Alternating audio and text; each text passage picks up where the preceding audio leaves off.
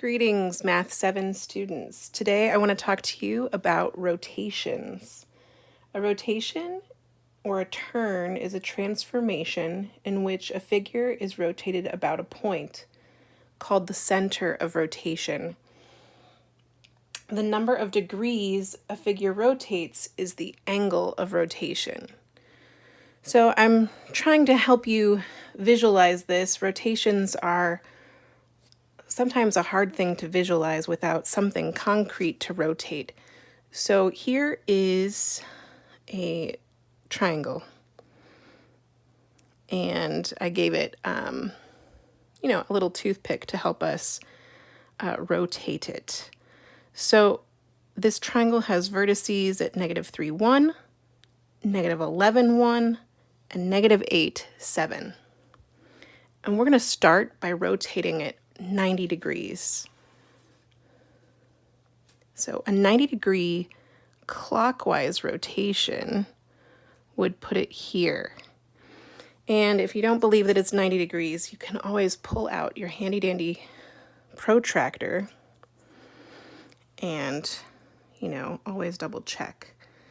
But we're rotating it 90 degrees, and I plot the points at the vertices. And I notice that the vertices are at 1, 3, 7, 8, and 1, 11. How do these vertices compare with these vertices? This point, -3, 1, has become 1, 3. This point, the -11, 1, has become 1, 11. And the point -8, 7 has become the point 7, 8. If you notice, the x and the y's flip places, but also the sign changes. The x term becomes the opposite sign when it becomes the y coordinate, when we have rotated it.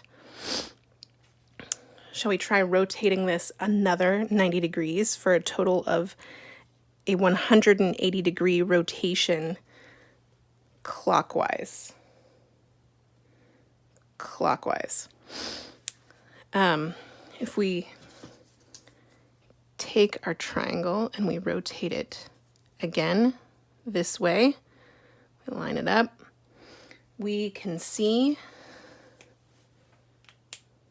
that our coordinates are now, that looks like +3, -1. And this would be +11, -1. There should be an end parentheses there. And this has become 8, -7. 8, -7. And so that's what it looks like when we are rotating things about the origin. Now, one of the key